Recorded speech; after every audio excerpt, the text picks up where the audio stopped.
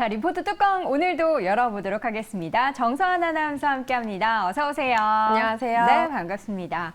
자, 오늘도 시장에 나온 리포트 뚜껑 열어보고요. 또 시장 반응도 함께 확인해 보도록 하겠습니다. 첫 번째 리포트 뚜껑 열어볼까요? 네, 첫 번째는 턱산 테코피아 뚜껑 열어보도록 하겠습니다. 네. 이제는 2차 전지 소재 기업으로라는 제목으로 나왔고요. 아무래도 사업 확장에 대한 어떤 모멘텀 제시하고 있습니다. 네, 최근에 이제 소재 관련된 종목들 굉장히 또 흐름이 남달랐는데 턱산 테코피아, 와, 오늘장 주가도 테코피아죠. 오늘장 주가 어떤지부터 먼저 확인해 보도록 하겠습니다. 턱산 테코피아의 주가는 2.49% 오른 2550원 기록이 되고 있습니다. 최근 시장에서 이 종목 왜 주목할까요? 네, 바로 이 사업 부문 때문인데요. 하나하나 한번 짚어보도록 하겠습니다. 일단 시장에서 주목받는 이유 정리를 쫙 해드리면 OLED부터 반도체를 아우르는 소재 전문 기업인데요. 이 사업 부문 주목받고 있는 이유입니다. 주요 사업 디스플레이용 OLED 소재와 2차 전지 소재, 또 합성 고무용 소재 등의 유무기 합성을 전문으로 하는 이 화학 부분도 있고요. 반도체용 증착 소재와 전자 소재 유무기 합성을 전문으로 하는 반도체 부분도 함께 영위하고 있습니다. 여기서 매출 비중을 살펴보면 반도체 소재가 55%로 가장 많은 비중을 차지하고 있고 그 다음으로 OLED 39%를 차지하고 있는데요. 이 부분이 현재 시장에서 주목받고 있는 이유입니다. 글로벌 IT 업체들이 이 XR 기기 양산할 것이다라는 전망에 시장의 OLED 테마 상승 속에서 역시나 함께 흐름 타고 있는 거죠. 네, 지금 시장에서 주목받는 이유가 OLED 관련된 키워드로 함께 오르고 있는데 이것뿐만 아니라 시장에서 핫하디 핫한 그렇죠. 그 영역에도 연관이 돼 있더라고요. 맞습니다. 바로 2차 전지입니다. 네. 소위 말해서 외국인 기관 수급 장바구니에 2차 전지 하나는 있다. 필수템이 됐는데 그 핫한 사업군 바로 영위한다라고 합니다. 동사는 2차 전지 핵심 소재인 전액 관련 사업을 본격화하고 있는데요. 지난해 2차 전지 전액 첨가제 양산에 성공했습니다.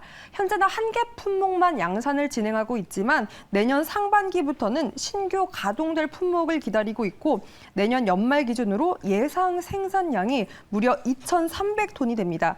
24년부터 이 생산량이 매출로 본격화된다면 최소 2천억 원 가량의 매출을 볼 수 있다라는 전망을 나왔는데요. 준비한 그래프 통해서 체크해 보도록 하겠습니다. 네.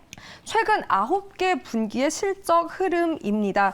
이 스마트폰 판매 부진과 판가 하락 등으로 OLED 사업부 실적이 부진한 가운데 반도체 소재 사업부에서는 10개 분기 연속해서 꾸준한 상승을 보였습니다. 내년부터 반영될 이 반도체용 전구체 증설에 따른 실적 개선, 또 내년 하반기부터 가동될 오늘 또 제가 앞서 말씀드린 2차 전지 소재에 대한 부분까지 실적으로 감안한다면 더 큰 폭의 실적 성장 가능하다라고 봤습니다. 네.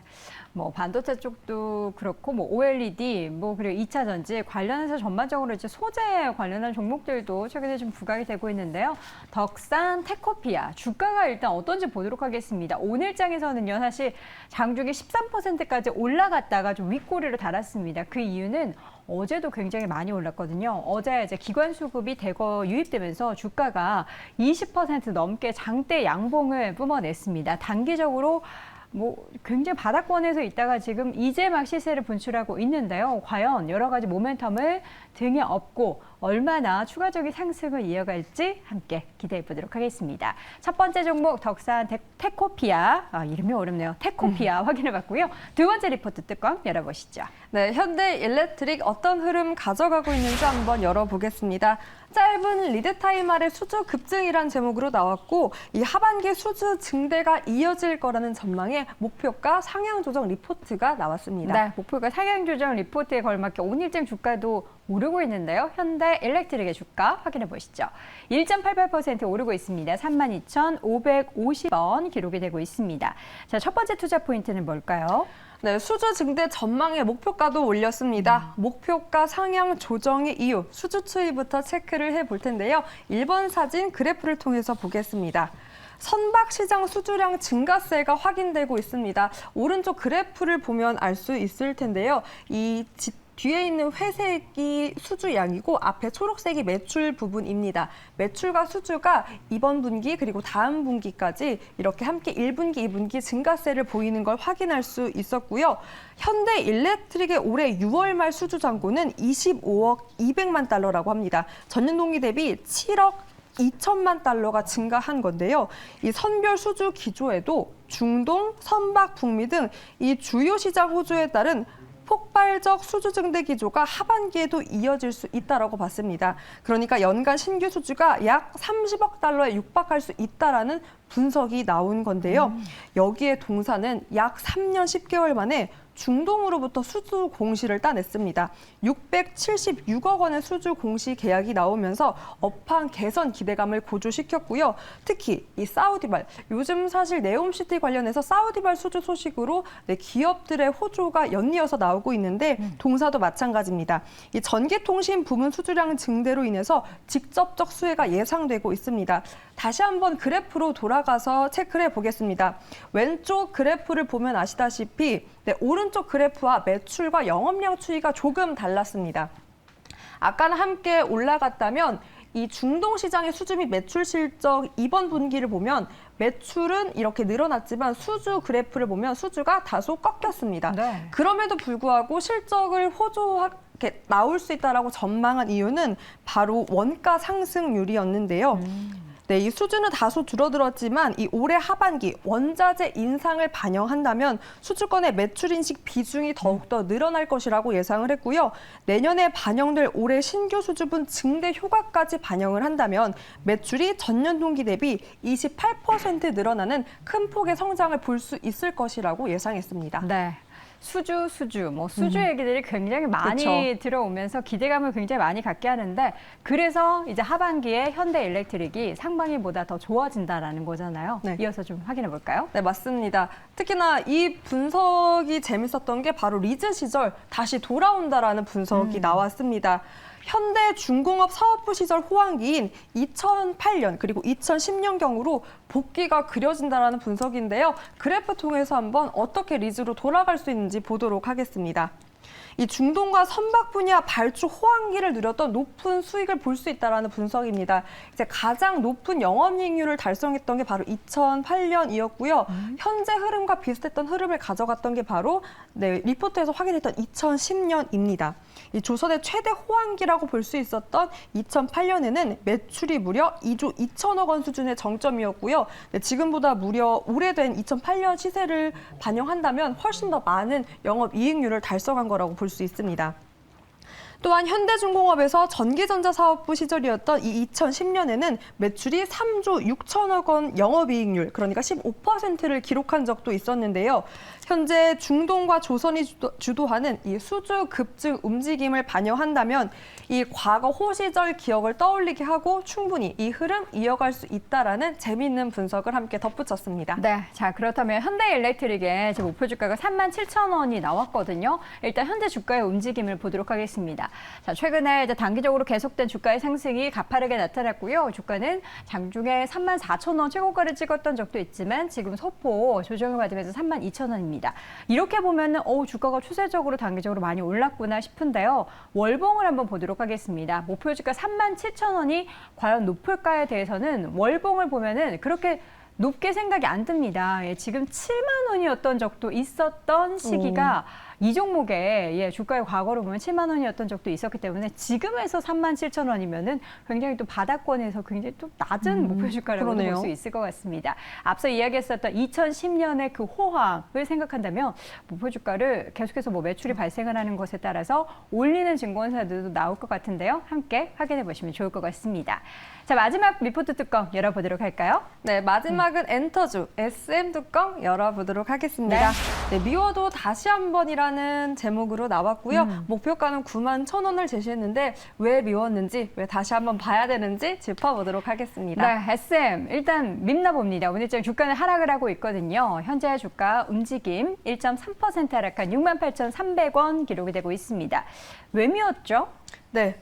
먼저 오랜 기간 동안 이 이수만 회장이 개인 회사 라이크 기획 지급 인쇄에 대한 이슈와 또 대주주 지분 매각에 대한 이슈가 투자자로부터 다소 신뢰를 잃었습니다. 주가의 부담으로 작용이 되고 있고요. 특히나 외부 감사 선임으로 라이크 기획 지급 또 인쇄 규모 축소에 대한 시장 기대가 컸던 만큼 여전한 지급 비율은 쇼크처럼 작용을 하기도 했습니다.